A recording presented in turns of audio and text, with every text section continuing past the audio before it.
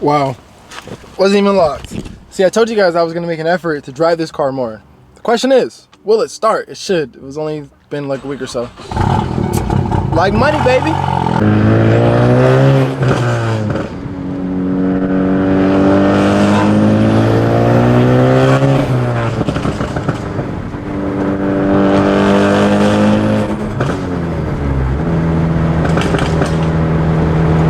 Ladies and gentlemen, that never gets old.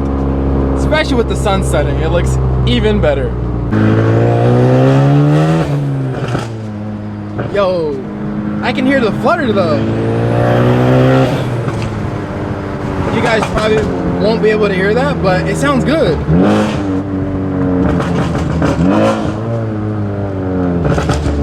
I know, this car is obnoxious. I know. But I enjoy driving it.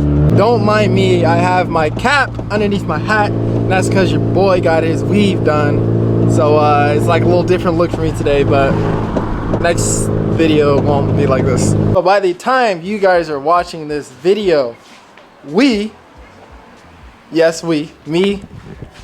the black man right over there, we'll be on our way to NorCal because we are headed to Monterey Car Week. Now I know you guys saying, I know what you're saying. Last year you guys say, ref, why are you going back? Well, that's because I'm not taking any of quote unquote my prize cars, as some would say. I'm taking a daily driver. So there should be no excuse why I cannot enjoy my time at a car event located in Monterey, California. So if we do get pulled over, I don't know what to say. I have no idea. But what I do want to do, which I haven't told you yet, but I haven't told him because he wouldn't really know, just because obviously he's not from NorCal. I want to revisit the site. So we're going to go to Cannery Row, and I want to see if I left my mark on the street, you know? Dog, that fitment will never, ever, ever, ever get old. But my biggest regret on this car, which is not really a regret, I just feel like it would make it more fun to drive, possibly, is if we had a lower AR on our turbo. So our turbo was 0.87, I believe, if I'm not mistaken. So it's a bigger AR, right? So the exhaust housing on the turbo is actually bigger. I feel like if we would have had like a smaller one, like a 0.64, it would have been a little bit more fun to drive. I was gonna say funner, but that's not in a dictionary. But if we would have had a like 0.64 AR, then I would have been in boost like a stock turbo, because you guys know on stock turbos the STs are insane. They have a lot of torque and stuff. It's just on the top end it kind of falls off. The regret I have on this car, which I say it all the time, is this thing right here. So the only reason why this happened was because we got a new setup on the ST about 2 years ago. Had these wheels, and it was my first time getting stancy wheels, right, being the stancy pants, and obviously they were poking, right, so I was still trying to get the fitment dialed in. I was trying to add camber, all of that, right. I didn't have my ride height adjusted well enough, so what happened was we hit a big bump on the freeway, and instead of the fender going over the wheel causing like a tucking situation, obviously we're sitting fender to lip, so that didn't happen. So what happened was this fender hit this lip of the wheel and it basically buckled. That is my biggest regret, because if I would have just dialed my fitment in, or not even fitment, like just my ride height, if I would have had it just a little bit more lifted, that would have never happened. So this is it bugs me, honestly. Obviously we're gonna get it fixed one day, but what's gonna happen is I think obviously I'm gonna have to roll my fender, right, so I can bend this fender back, and then they're gonna have to repaint it, because what happened was the paint cracked. So that's the reason why it looks like that, is because the paint cracked. But again, we'll get it fixed one day, and hopefully it'll return back to normal. Other than those two things, this car is literally perfect. There's nothing on here that I would change. Absolutely nothing. I love the wheels, I love our wing, I love our rear garnish, how it's carbon fiber, that sun hitting it right where you can see it. Honestly, I forget that our wing's carbon fiber, to be honest. But yeah, just nothing I would change, man. Those wheels with that caliper color, with the side skirts and the front splitter, super clean, bro. Nothing that I would change, absolutely nothing. What do you mean? So reason why we're kind of over here, well, the reason why I'm over here is because we're trying to start this car again for the 10th time. What do you mean it won't start? Pushing the start button doesn't turn it on. So it clutches all the way in. And it's not turning on? It's not doing anything, yeah. So, wait, so that means that it is. First of all, your fuel pump relay's not in. That doesn't matter, I'm not trying to start it. Because remember, I just want to crank it. Right? Oh, yeah. Okay. Yeah, but no, it's not a... Ain't no way that's his horn. Damn, so that means it's another thing I gotta look at. Again, I gotta take this out and yeah, and look at the wiring and like probably run a wire. Okay. Yeah. Well, what we can do, so first we're gonna have to figure out the diagram for that switch, right? So we need to pull that switch off. We need to figure out what does what. What's power, what's ignition, what's starter, what's accessory. Because newer cars have more than one ignition and more than one accessory. Yeah. Right. So we need to figure out what's what, and then we can figure out where to place things. So it's not that big of a deal. Like it's not one of those things where it's like, dang, like how are we gonna get this done? Yeah. It's more or less gonna be okay.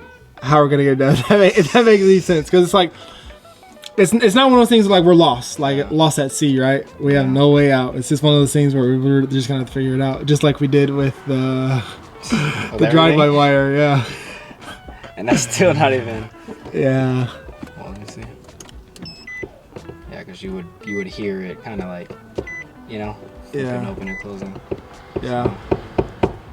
Dang, dude, that's annoying though.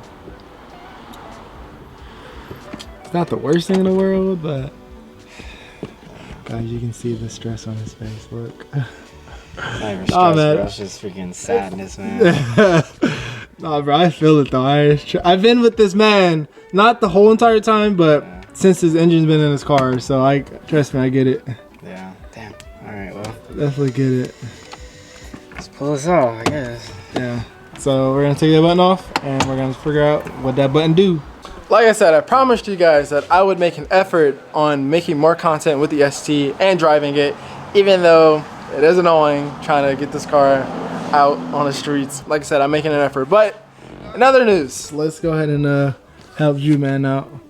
Hey, you got it out. That was quick. Yeah, no, that's pretty easy. All right, guys. So we ran into another issue. I'm not really gonna give you the details. I will let Jew explain that on his channel. But all I will say is there is more wiring that needs to be done. So I'll just kind of give you a gist of it, right?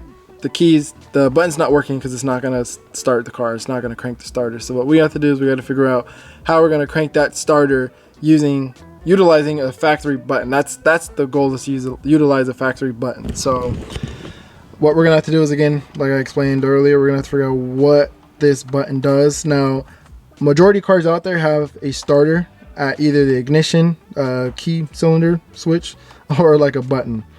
But given that this is a newer-ish car, it may or may not. It may work through like the CAN system, so we're gonna figure that out. But if there is a starter wire behind here, then it should be self-explanatory. Defeated, man. I want to hear it, man. You have been defeated, yo. So The car's for sale, guys. we trying to line on. This car's for sale. So long story short, I was trying to avoid doing it at all costs, but we're literally gonna have to test each wire off of the BCM to try to figure out which one is the starter wire, because the whole reason why we're trying to do this is because he's trying to utilize his factory push button start. I don't want to explain too much again, because I'll leave it up to you to do the explaining. But if not this, then he was going to use another button. It was going to be this button to start it. But again, I'll let him go into details as far as all that. But trying to avoid that, we're trying to like keep it stock as possible. And it's possible. We just have to figure out which wire sends starting output to the starter. And again, the only reason why it's like this is because this fool decided to put a different engine in a car that it doesn't belong in. But you know, that's besides the point. Yeah. It's stress, man. This is what it looks like when you try to. I gotta shine the light. This is what it looks like when you try when you're stressed because the build not builded. It's 5 o'clock shadow coming in strong, bro. Got me stressing. Like I said, the hardest part right now is figuring out which wire is the starter wire. Once you figure that out, then everything should come at ease. But yeah.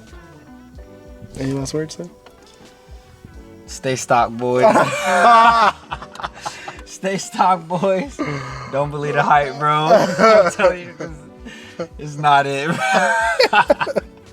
Yeah, no, but it'll be alright. You know, you gotta pay to play. So 100%. All right, guys, and this is where I'm gonna end the video. We are headed home. Like I said, Juice car is gonna need a little bit more love before we get it started. So I guess we will figure that out once we get back from NorCal. I will catch you guys in the next one. Peace out, stay safe, and stay tuned.